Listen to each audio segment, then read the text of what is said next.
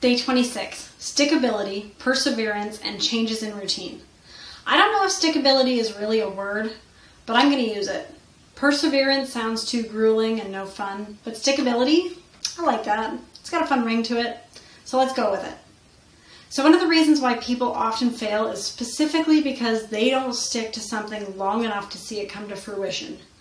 They work on it for a while, and sometimes quite a while, passionately and obsessively, but when they're expecting results and still haven't seen them, they turn to something else.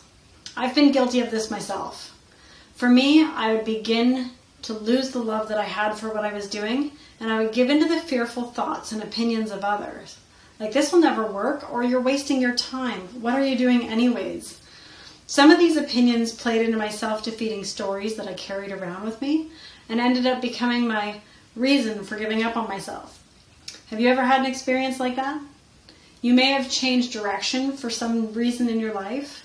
It's maybe different reasons other than mine. But most of us have stopped short of completing something that was important to us or that we really wanted to do.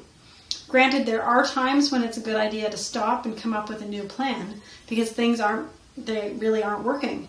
But notice I said come up with a new plan, not a new destination. There are different ways to achieve the same result. However, it's best to have a clear idea of where you're headed in the first place, or it'll take a long time to get there.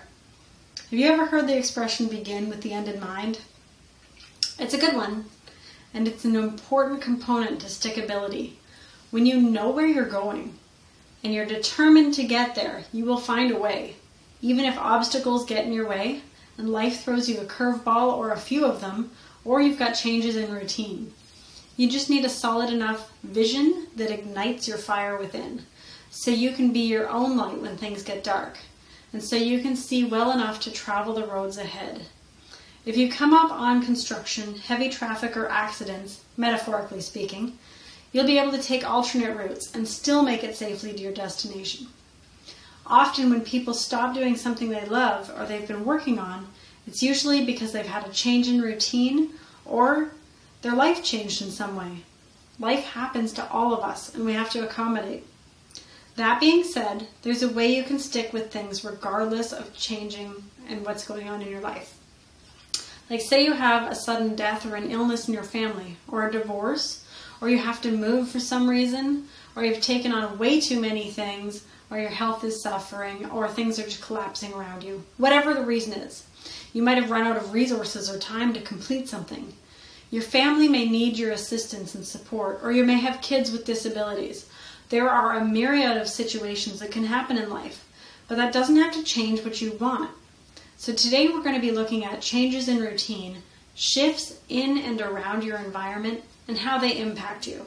So this is your chance to persevere through this and stay committed to this program, even through the homework that I'm going to give you, and it's a little bit different, okay?